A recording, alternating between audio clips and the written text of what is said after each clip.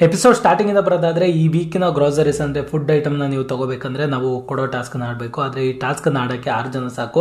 ಇನ್ನು 3 ಜನ ಎಕ್ಸ್ಟ್ರಾ ಇದ್ದರೆ ಯಾರು ಕೂತ್ಕೊಳ್ಳಿ 3 ಜನ. ಸೊ 6 ಜನ ಆಡಿದ್ರೆ ಸಾಕು ಅಂತ ಹೇಳ್ಬಿಟ್ಟು ಬಿಗ್ ಬಾಸ್ ಅವ್ರು ಹೇಳ್ತಾರೆ.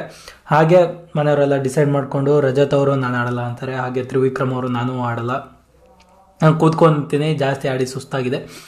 ಸೊ ಮನೆಯಲ್ಲಿ ಇರೋರು ಟೇಕ್ ಆಫ್ ಮಾಡಿ ಅಂತ ಹೇಳ್ತಾರೆ. ಹಾಗೆ ಹನುಮಂತನು ನಾನು ಕೂತ್ಕೊತೀವಿ ಅಂತ ಹೇಳ್ತಾರೆ. ಆದರೆ ಭವ್ಯ ಅವ್ರಿಗೆ ಏನೋ ಅನಿಸ್ತಾ ಗೊತ್ತಿಲ್ಲ, ಬೇಡ ಹನುಮಂತ ಅವರೇ ನೀವು ಆಡಿ ನಾನು ಕೂತ್ಕೊತೀನಿ ಅಂತ ಹೇಳ್ತಾರೆ. ಅವಾಗ ಮಂಜಣ್ಣ ಇದ್ದವರು ಏನೋ ನೀವು ಅಂದರೆ ನೀವು ಆಡ್ತಾ ಇರೋರು ಅದಕ್ಕೆ ಕೂತ್ಕೊತೀನಿ ಅಂತ ಇದ್ದೀರಾ, ಅಂದರೆ ಬೇರೆಯವರೆಲ್ಲ ಆಡದೇ ಇರೋರಾ ಹಂಗೆ ಹಿಂಗೆ ಅಂತ ಹೇಳ್ಬಿಟ್ಟು ಎಲ್ಲ ಕ್ವಶನ್ ಕೇಳ್ತಾರೆ. ಸುಮ್ಮನೆ ಅಸಂಬದ್ಧ ಅದು.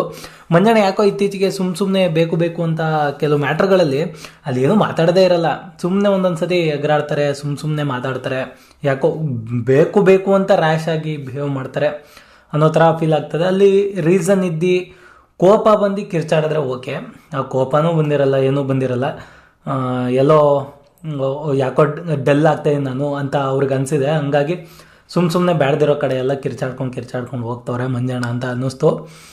ಆಮೇಲೆ ರಜತ್ ಅವ್ರಿಗೂ ಒಂದು ಡೌಟ್ ಬಂದ್ಬಿಡುತ್ತೆ. ಅಲ್ಲಿ ಅವ್ರು ಆಟ ಆಡ್ತಾ ಇರ್ತಾರೆ, ಇದೇನು ಈ ವಾರ ಪೂರ್ತಿ ನಾವು ಆಡಂಗೆ ಇಲ್ವಾ ಅಂತ ಕೇಳ್ಬಿಡ್ತಾರೆ. ಅವರು ಒಂದ್ಸತಿ ಕನ್ಫ್ಯೂಸ್ ಆಗೋಯ್ತು, ಇದೇನಪ್ಪ ಈ ಥರ ಎಲ್ಲ ಆಟಗಳಿಟ್ಟಿದ್ದಾರೆ ಏನು, ಆಮೇಲೆ ವಾರ ಪೂರ್ತಿ ಆಡ್ದಂಗೆ ಮಾಡಿಬಿಟ್ಟರು ನನಗೆ ಅಂತ ಹೇಳ್ಬಿಟ್ಟು. ಸೊ ಆಮೇಲೆ ಭವ್ಯ ಅವ್ರು ಹೇಳ್ತಾರೆ ವಾರ ಪೂರ್ತಿ ಅಲ್ಲ, ಬರೀ ಗ್ರೋಸರಿ ಟಾಸ್ಕ್ ಮಾತ್ರ ಅಂತ ಹೇಳ್ಬಿಟ್ಟು.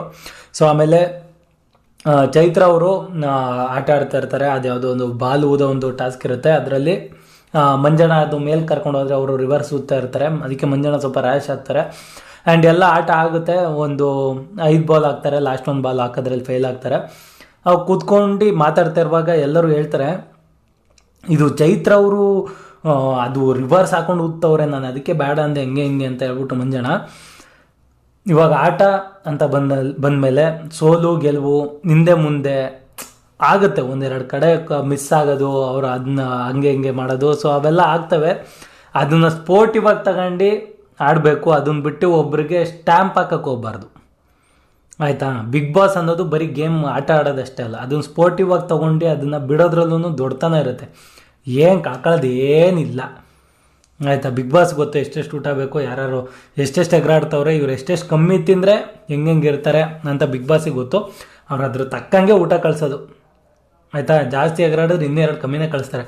ಹಂಗಾಗಿ ಸ್ಪೋರ್ಟಿವ್ ಆಗಿ ತೊಗೊಂಡು ಆಡಬೇಕು, ಆಯಿತಾ. ಚೈತ್ರ ಅವ್ರಿಗೆ ಆಟ ಆಡೋಕೆ ಬರ್ತಾಯಿಲ್ಲ, ಆಟ ಆಡೋಕೆ ಆಗ್ತದೆ ಅಂದರೆ ಅಲ್ಲಿ ಇನ್ನೂ ಕಿರುತ್ತಿದ್ರೆ ಇನ್ನೇನಾಯ್ತಾರೆ, ಅವರು ಪ್ಯಾನಿಕ್ ಆಗ್ತಾರೆ, ಇವರು ಪ್ಯಾನಿಕ್ ಆಗ್ತಾರೆ. ಯಾಕೋ ಅದು ಅಷ್ಟು ಸರಿಯಲ್ಲ ಎಲ್ಲ ಮಾತಾಡಿದ್ದು ಅಂತ ಅನ್ನಿಸ್ತು. ಆಮೇಲೆ ನೆಕ್ಸ್ಟ್ ಬರೋದಾದರೆ ಬಿಗ್ ಬಾಸು ಒಂದು ಟಾಸ್ಕನ್ನು ಕೊಡ್ತಾರೆ. ಏನಂದರೆ ಕಷಾಯ ಕುಡಿಸೋ ಟಾಸ್ಕು. ಟಾಸ್ಕಲ್ಲ ಇದು, ಯಾರ್ಯಾರಿಗೆ ಕಷಾಯ ಕೊಡ್ತಾರೆ, ಯಾರ್ಯಾರಿಗೆ ರೋಗ ಇದೆ, ಯಾವುದೋ ಕೆಲವು ರೋಗಗಳ ಹೆಸರು, ಅದಕ್ಕೆ ಈ ಕಷಾಯ ಕುಡೀರಿ ಸರಿ ಹೋಗುತ್ತೆ ಅನ್ನೋ ಥರ ಎಲ್ಲರೂ. ರಜತ್ ಅವರು ಚೈತ್ರ ಅವ್ರನ್ನ ಫಿಕ್ಸು. ನೀವು ಮೋಕ್ಷಿತ್ ಅವರು ಮಂಜಣ್ಣ ಏನು ಮಾಡಿದ್ರು ಮಾಡಿಲ್ಲ ಅಂದರೂ ಮಂಜಣ್ಣ ಫಿಕ್ಸು. ಅದು ಕಾಲದಿಂದನೂ ಹಂಗೆ ನಡ್ಕೊಂಬರ್ತೈತೆ. ಆಮೇಲೆ ಶಾಕ್ ಆಗಿದೆ ಅಂದರೆ ಭವ್ಯ ಹಾಗೂ ತ್ರಿವಿಕ್ರಮ್ ಅವ್ರದ್ದು. ತ್ರಿವಿಕ್ರಮ್ ಅವರು ಭವ್ಯಂಗೆ ಕರೆಸ್ತಾರೆ. ಭವ್ಯ ಅವ್ರನ್ನ ಕರೆದ್ಬಿಟ್ಟು ತ್ರಿವಿಕ್ರಮ್ ಅವ್ರು ಹೇಳ್ತಾರೆ ಏನಂದರೆ, ನಿಮಗೆ ಯಾವ ಕಷಾಯ ಏನಪ್ಪ ಅದು, ಹೇಡಿತನದ ಕಷಾಯನ ಕುಡಿಸ್ತೀನಿ, ಯಾಕಂದರೆ ನೀವು ಹೇಡಿ ಥರ ಹೇಳಿದ್ರಿ, ಅಂದರೆ ನಾನು ಕ್ಯಾಪ್ಟನ್ಸಿ ಬಿಟ್ಬಿಡ್ತೀನಿ, ಇದನ್ನು ಟೇಕ್ ಆಫ್ ಮಾಡಲ್ಲ ಅಂತ ಹೇಡಿ ಥರ ಆಳಿದ್ರಿ ಅಂತ ಹೇಳ್ಬಿಟ್ಟು.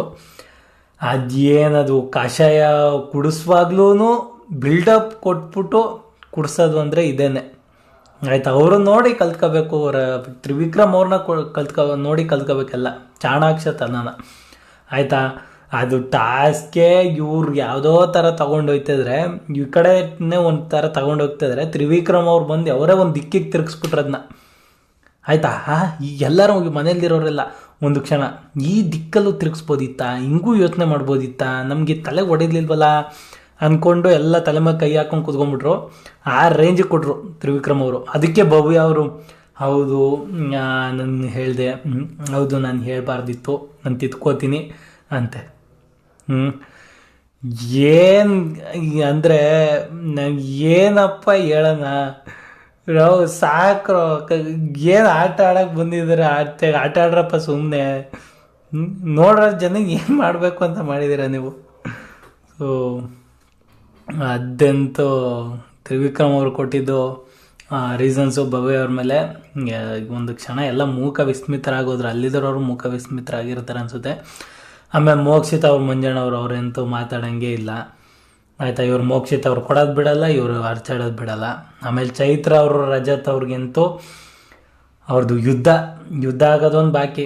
ಅದನ್ನು ರಜತ್ ಅವರೇ ಒಂದು ಸತಿ ಕನ್ಫ್ಯೂಸ್ ಆಗೋದ್ರು. ಇವರು ಚೈತ್ರ ಅವ್ರ ಹತ್ರ ರೀಸನ್ ಕೊಡುವಾಗ ರಜತ್ ಅಂತವ್ರೆ ಆ್ಯಕ್ಚುಲಿ ರಜತ್ ಅವರೇ ಒಂದು ರೇಂಜಿಗೆ ಮಾತಾಡ್ತಾರೆ. ಚೈತ್ರ ಅವ್ರು ಅವರಿಗೆ ಟ್ಯಾಂಕ್ ಕೊಡಂಗೆ ಅವ್ರ ಮಾತನ್ನ ಅವ್ರಿಗೆ ಟ್ವಿಸ್ಟ್ ಮಾಡಿ ಅವ್ರನ್ನ ಹಿಂಗೆ ತಿರುಗಿಸಿ ಅವ್ರಿಗೆ ಇದನ್ನೇ ತಿರುಗಿಸಿ ಅವ್ರಿಗೆ ಮಾತು ಮರ್ತೋಗಂಗೆ ಮಾಡಾಕ್ಬಿಡ್ತಾರೆ ಚೈತ್ರ ಅವರು. ಆ ಥರ ಟ್ಯಾಲೆಂಟ್ ಇರೋದು ಚೈತ್ರ ಅವ್ರಿಗೆ ಮಾತ್ರ ಆಯಿತಾ. ರಜತ್ ಅವರೇ ಒಂದು ಸತಿ ದಿಗ್ಭ್ರಮೆಯಾಗಿ ನಿಂತ್ಕೊಬಿಟ್ರು. ಅದಕ್ಕೆ ಬಾಸ್ ಅಂತ ನಂಗೆ ಬಕೆಟ್ ಹಿಡಿತಿದ್ದ ಅಂತ ಅವ್ರಿಗೂ ಗೊತ್ತು, ಇದನ್ನು ಹೀಯಾಳ್ಸೋಕ್ಕೆ ಹೇಳ್ತಾರೆ, ನನ್ನನ್ನು ಹೀಯಾಳಿಸ್ತಾ ಇದ್ದಾನೆ ಅಂತ ಹೇಳ್ಬಿಟ್ಟು ಚೈತ್ರ ಅವ್ರಿಗೆ ಗೊತ್ತು. ಅವರೇ 24 ಸತಿ ಹೇಳೋರೆ ಹಾಸ್ಯಾಸ್ಪದ ರೀತಿಲಿ ಹೇಳ್ತಾರೆ ಅಂತ.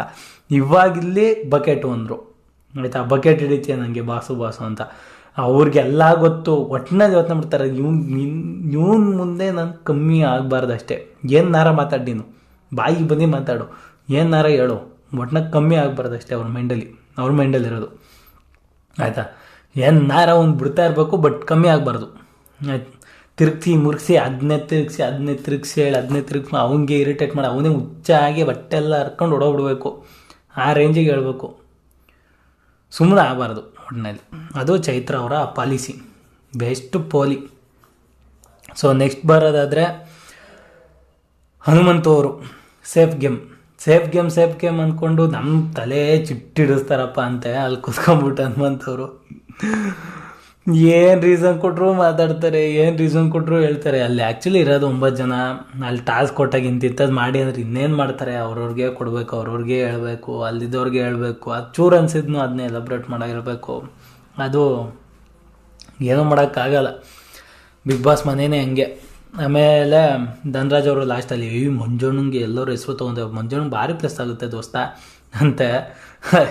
ಎಲ್ಲರೂ ಒಂಥರ, ಆದರೆ ಧನರಾಜ್ ಅವ್ರದ್ದು ಒಂಥರ. ಸೊ ಕ್ವಾಟ್ಲೆ. ಸೊ ನಿಮ್ಮೆಲ್ಲರಿಗೂ ವಿಡಿಯೋ ಇಷ್ಟ ಆಗಿದೆ ಅಂತ ಅಂದ್ಕೊತೀನಿ. ವಿಡಿಯೋ ಇಷ್ಟ ಆಗಿದ್ರೆ ಚಾನಲ್ನ ಸಬ್ಸ್ಕ್ರೈಬ್ ಮಾಡ್ಕೊಳ್ಳಿ, ವಿಡಿಯೋಗೆ ಲೈಕ್ ಮಾಡಿ, ಇಲ್ಲ ಡಿಸ್ಲೈಕ್ ಆದರೂ ಮಾಡಿ, ಏನಾದರೂ ಒಂದು ಮಾಡಿ ಹಾಗೆ ಹೋಗ್ಬಿಡಿ ಅಂತ ಹೇಳಕ್ಕೆ ಇಷ್ಟಪಡ್ತಾ ಥ್ಯಾಂಕ್ಸ್ ಫಾರ್ ವಾಚಿಂಗ್.